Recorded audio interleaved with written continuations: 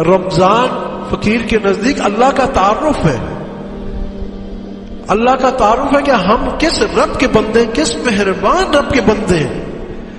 حدیث شریف میں آتا ہے جس کا مفہوم ہے، آپ نے مشہور حدیث سنی ہوگی، مگر اس فقیر جو زاویہ عرض کر رہا ہے اس پہ غور کریے گا، آپ کے دل میں اللہ کی انشاءاللہ محبتیں پھوٹیں گی اور بولے یہ ہمارا رب ہے، ہم تو اس کو جانتے ہی نہیں تھے، یہ کیسا کریم ہے۔ یہ حدیث آپ کو میں سناتا ہوں، مفہوم اس کا آپ نے پہلے بھی سنی ہے، اور میں پہلے بتاتا ہوں کہ پہلا اس کا میننگ ہمارے ذہن میں کیا آتا ہے اور اس کی حقیقت پہ غور کرو تو کیا کھلتی ہے۔ حدیث شریف میں آتا ہے کہ آپ صلی اللہ علیہ وسلم، مفہوم ہے کہ ممبر پہ چڑھتے ہیں، ایک سیڑھی پہ دوسری سیڑھی پہ پہلی سیڑھی پہ کہتے ہیں آمین، دوسری پہ کہتے ہیں آمین، تیسری پہ کہتے ہیں آمین، مشہور حدیث ہے۔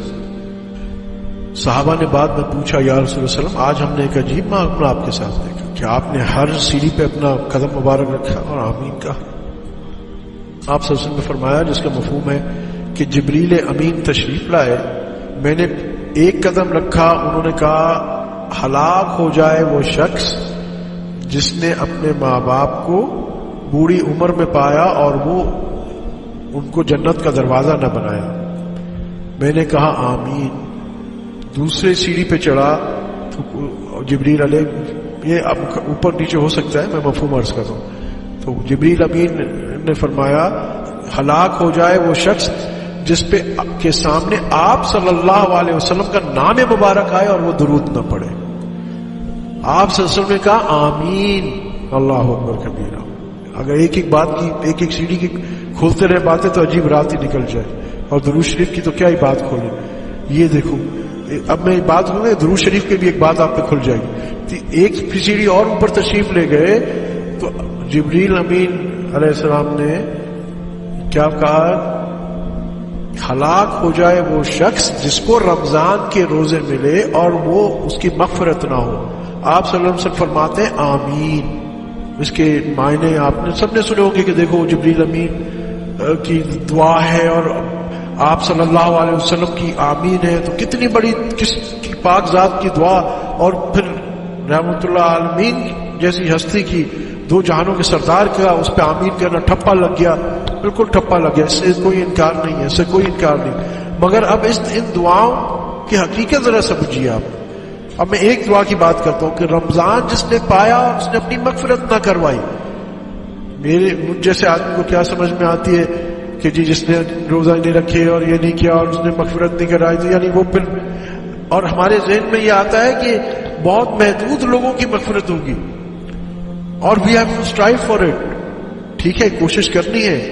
یہاں یہ بات بھی سامنے آتی ہے کہ رمضان میں آپشنل نہیں ہے اپنی مغفرت کروانا، مینڈیٹری ہے۔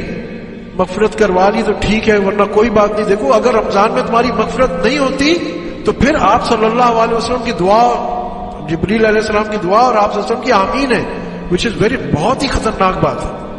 مگر ذرا ایک اور زاویے سے تو دیکھیے کہ اللہ پاک کیا کہہ رہے ہیں۔ اللہ پاک اپنی رحمت کا کیا نقطہ اندر چھپا ہوا ہے اس کا، کہ رمضان وہ مہینہ ہے کہ میری اتنی رحمتیں برستی ہیں بندے، اتنی رحمتیں برستی ہیں، اتنی، اگر اس میں بھی کوئی محروم رہ جاتا ہے وہ تو بہت ہی قابل افسوس ہے۔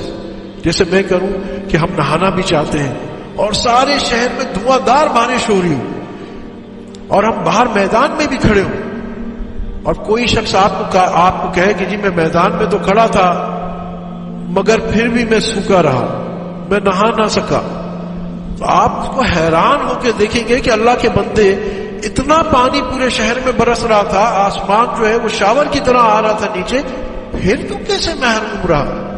اس کا مطلب ہے تم نے تو کوئی سوکھا رہنے کے لیے کوئی ایفرٹ کی ہوگی، کوئی جیکٹ پہنی ہوگی، کوئی پلاسٹک اوپر ڈالا ہوگا، تبھی تو محروم رہ سکتا ہے۔